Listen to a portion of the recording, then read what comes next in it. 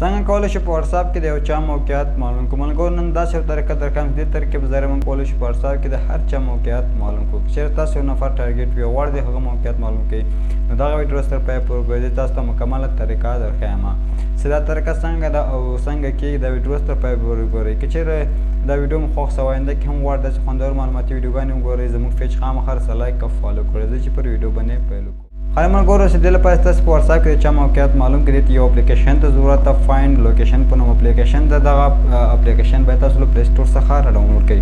د ډاونلوډ کولو لپاره تاسو لاړ شئ پلی سټور ته. پلی سټور کې سرچ کې ولیکئ فایند لوکیشن. کله مو فایند لوکیشن ولیکه دغه یو اپلیکیشن به تاسو ته راوړي او دا اپلیکیشن راخلاص کړئ.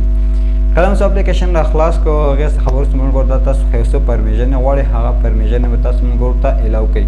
کله مو پرمیژن اجازت ورکړل هغې څخه وروسته ملګرو لاندې موږ ته یو اپشن راکوي ګریډ. نو په دغه ګریډ باندې کلیک وکړئ. پاس ملګرو پاس ځای کې تاسو خپله خوښه ده که هر څه لیکنه ورته کوئ. مثال په توګه زه ورته لیکم لوکیشن. لوکیشن باندې کلیک کوم ملګرو لاندې یو اپشن موږ ته راکوي ډن. په ډن باندې کلیک کوو.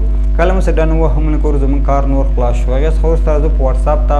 کله چې واتساپ ته راغلو ملګرو مثال په توګه چې چا لوکیشن معلومول غواړو هغه ته په ټایپ کې لیکو لوکیشن. هر هغه لیکنه تاسو په هغه اپلیکیشن کې لیکلي هماغه تاسو ولیکئ. ما هلته ملګرو لوکیشن ولیکه په دغه ځای کې هم زه لوکیشن ټایپ کوم.